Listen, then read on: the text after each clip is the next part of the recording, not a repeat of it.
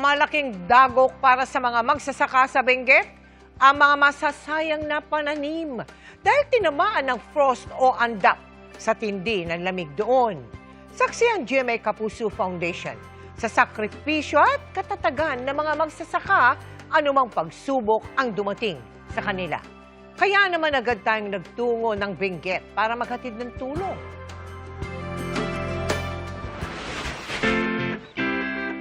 Ang nakakangatog na lamig sa Atok, Benguet. Pati ang mga nagagandahang bulaklak ang binabalik-balikan ng mga turista dito. Kung masigla ang turismo sa Atok, matamlay naman ang mga magsasaka doon. Daing kasi nila ang kumunting ani dahil sa frost o andap.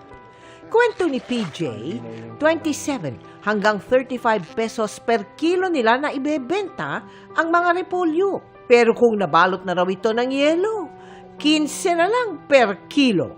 Yung first class sana, naging second class na.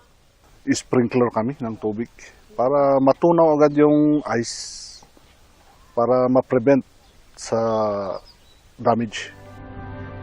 Naghahanda na rin ang mga magsasaka sa pinsalang dulot ng frost na maaari pa raw umabot hanggang Marso. Kailangan may timing mo lang yung tanim mo para malampasan yung frost. Hindi rin ligtas sa mga tanim na bulaklak na ibebenta pa sana sa papalapit na Valentine's Day. Malaking tulong raw sana kung mayroong plastic greenhouse ang mga taniman doon. Yun nga lang, aabot daw sa 200,000 piso sa pagpapatayo nito. Umaabot po kami ng 3 degrees to -2 po. Yun po ang naging problema natin, yung mga outside flowers at saka vegetables. Kaya para maibsan ang kalbaryo ng mga magsasaka, hatid natin ang food pack sa 4,000 individual sa bayan ng Atok at Bugyas. Lubos po kami nagpapasalamat sa tulong na inyong ipinamahagi at we are glad na isa yung barangay namin na napili na pamahagian ng relief goods.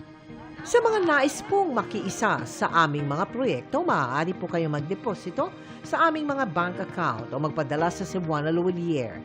Pwede ring online via GCash, Shopee, Lazada, Globe Rewards at Metrobank Credit Card.